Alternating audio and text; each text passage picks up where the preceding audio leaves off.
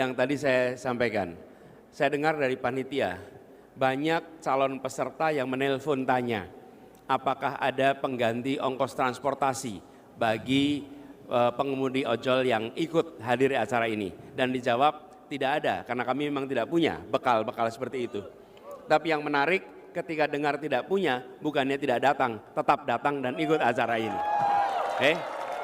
Jadi di situ yang saya bilang, saya beri rasa hormat pada teman-teman yang datang. Ya.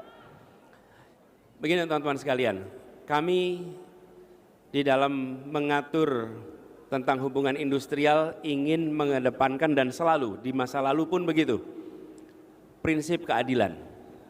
Prinsip keadilan. Jadi ke depan kami menawarkan kepada semua rekam jejak. Insya Allah kita akan terus menjaga aturan-aturan itu sesuai dengan prinsip keadilan. Nah, bagaimana dengan pengemudi ojol? Menurut saya harus kita tegaskan bahwa ojol adalah pekerja. Itu jelas. Jadi walaupun di undang-undangnya itu disebut sebagai pekerja di luar hubungan kerja, tapi disebut sebagai semata-mata mitra saja, itu juga menurut saya tidak tepat. Teman-teman sekalian, kami melihat di beberapa negara, ini praktek beberapa negara, ada yang melakukan perubahan menjadikan mereka sebagai pekerja di dalam perusahaan online. Ada yang menjaga bentuk sebagai kontraktor independen, atau mitra. Nah, di beberapa tempat kita menyaksikan ketika itu dimasukkan jadi pekerja, yang terjadi justru peningkatan biaya, ujungnya justru malah beberapa memutuskan keluar dari bisnis, yang akhirnya malah merugikan. Di sisi lain, independen kontraktor atau mitra, kita menyaksikan mereka tidak mendapatkan hak-hak yang penuh, yang seharusnya sebagai orang yang bekerja. Jadi menurut saya prinsipnya pekerja, lalu kita harus duduk bersama untuk merumuskan pola yang barangkali kalau Indonesia berhasil, Indonesia bisa menjadi negara pertama yang merumuskan pola kerja hubungan antara aplikator dengan pekerja. Karena fenomena di seluruh dunia hari ini belum ada satu pola yang tepat. Kita harus bekerja bersama, tapi apa prinsipnya? Menurut saya negara harus hadir untuk membantu memberikan jaminan kerja, jaminan kesehatan kepada semua yang bekerja di industri online, ojek online ini. Harus. Bahkan kalau dalam catatan kami, semua regulasi yang terkait dengan ini harus disiapkan oleh Kementerian Tenaga Kerja.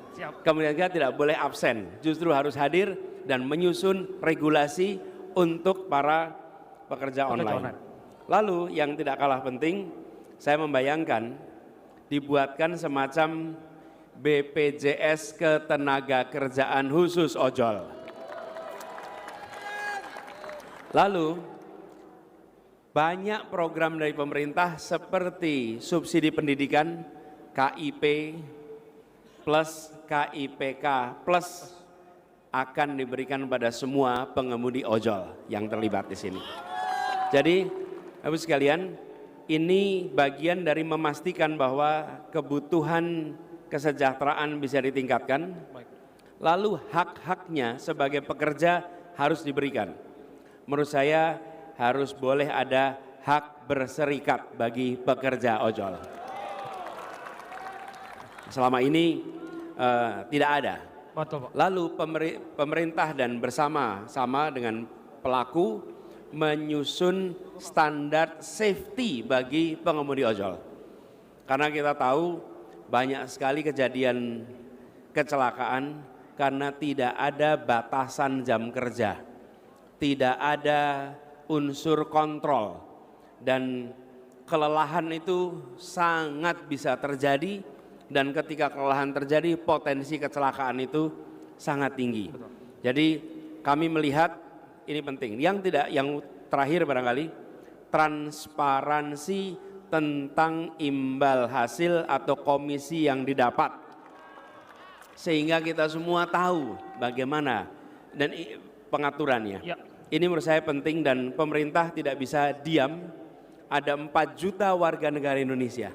Dan di lapangan kita menemukan, saya sering mendengar dari apa yang diungkapkan, apa itu di sosial media atau interaksi langsung, sebagian memang menginginkan, cukup banyak menginginkan fleksibilitas. Ya, Pak. Ada keinginan untuk tetap punya fleksibilitas di sini. Tapi di sisi lain punya keinginan untuk lebih sejahtera. Jadi fleksibilitas yang dijaga, jaminan pekerjaannya diberikan, lalu kemudian ada peningkatan kesejahteraan. Nah, rumusnya kita duduk sama-sama, kita buatkan aturannya, negara tidak absen, negara hadir dan buat regulasinya. Baik. Nanti kalau ada yang ini berpikir, apakah itu mungkin, Pak? Mungkin. Kenapa mungkin?